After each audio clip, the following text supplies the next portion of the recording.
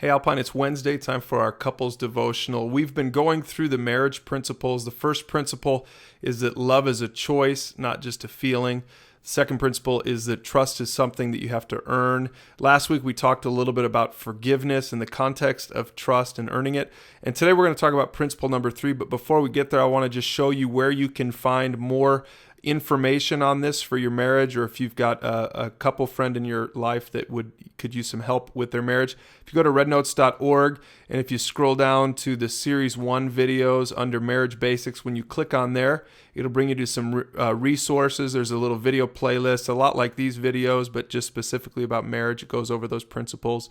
And then also right here is a little pamphlet. You can click on that, and that'll bring you here. And I'm going to let Tracy take this one home. But here's the principle. Principle number 3 is this: healthy couples know how to fight right. A lot of people think, hey, healthy couples never fight, right?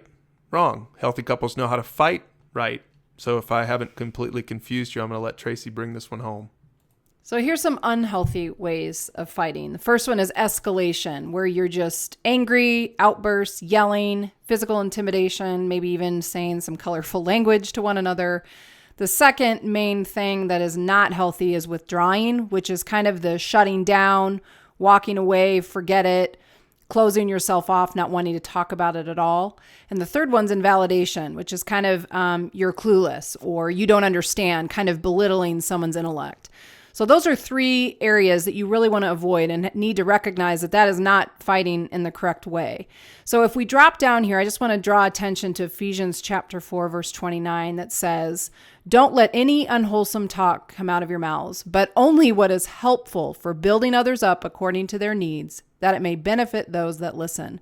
That really is our goal here, that we have the heart that says everything I say needs to come from a place that has benefit for the person listening. So you may be thinking, well, if we're angry and I'm upset and I'm disappointed in my spouse, how in the world am I supposed to be wholesome in that? How am I supposed to express my hurt without hurting them? Is that really for their benefit? And the answer to that is yes.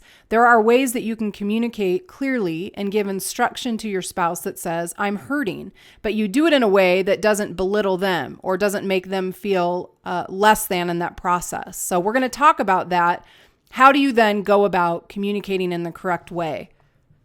Okay, so to transition then to how do I go about doing this in the correct way? How do we fight right? Well, there's 3 main things I want you to pay attention to. And I want you to download this pamphlet, like Brian said a few minutes ago, and read through this with your spouse, because obviously this is going to take some time and preparation and practice.